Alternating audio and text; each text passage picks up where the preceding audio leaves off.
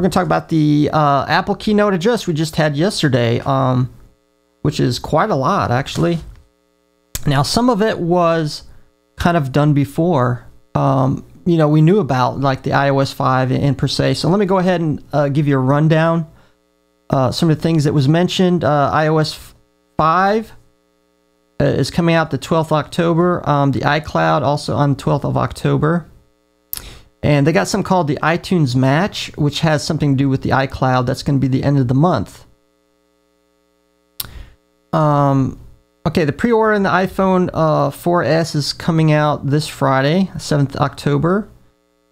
The pre-order, and it's supposed to be released on October the 14th. And some other things, they're going to sell the iPhone 4 for a $99 price point, but it's going to only, I think it's only going to be available in 8 gigs. I don't know if they got any more than that. I really haven't checked. And supposedly the iPhone 3GS is going to be free with contract. So that's going to be interesting. That was some of the things talked about. Now we're going to go in specifics right here, which is the iPhone 4S. I'm going to talk to you about some of the things that's improved with the iPhone 4. It's going to be using the A5 chip, the same one that's used in the iPad 2.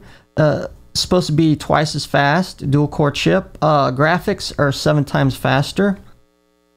The camera has been significantly upgraded because the previous one uses the 5 megapixel, which is now 8. But that, in fact, is not as interesting as what they're doing with the lens. It's actually a custom lens, which is going to be a f2.4 aperture. Improved backlighting, illumination sensor, auto white balance, advanced color accuracy, infrared filter. It's supposed to record the pictures and video a lot faster. And video recording is now 1080p HD. Also going to be integrated as video stabilization, like some camcorders have. And improved storage up to 64 gigabytes. I know some people were waiting for that. It is going to use the new iOS 5. It's going to use what's called the Siri voice recognition system, which I think they call, oh geez, I forgot it now, Assistant or something like that. And I've actually looked at one of the videos yesterday. I never really knew much about it until I actually watched the video.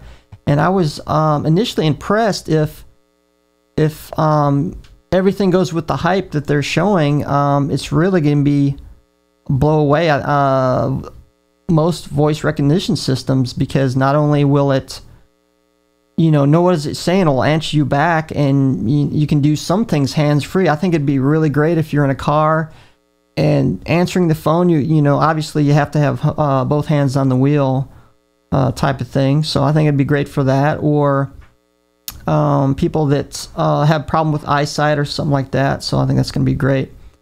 Now, I've been watching a lot of the tech blogs on this ever since they came out with it, and initially, most with the tech enthusiasts, they were kind of disappointed with the iPhone 4S for several reasons. I think it had to do with the iPhone 5 rumor that's been going around a lot. So they're expecting a brand new look to it.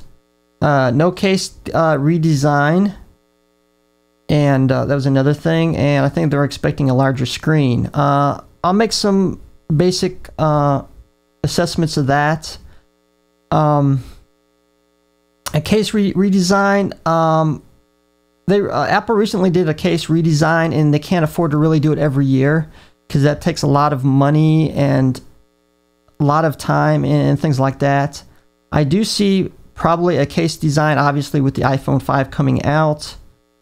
I know, I think there's really a lot of psychological reasons. I mean, because obviously there's a lot of hardware changes with the 4S.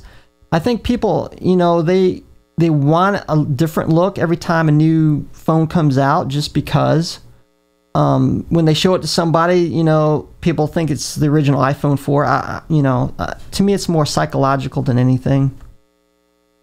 And to tell you the truth, the hype around it, you know, they could put the exact same hardware into a newly redesigned case, call it the iPhone 5, and they would think it's the newest thing to me. But I could see the reasons why you want a larger screen size, but to me, I don't want to really change the form factor, because to me, you know, anything bigger than this, you know, I don't want a tablet, I want a phone, and obviously bigger the screen size, the less it's going to be portable, and that's another thing I kind of don't like on that. And we're going to go ahead and stop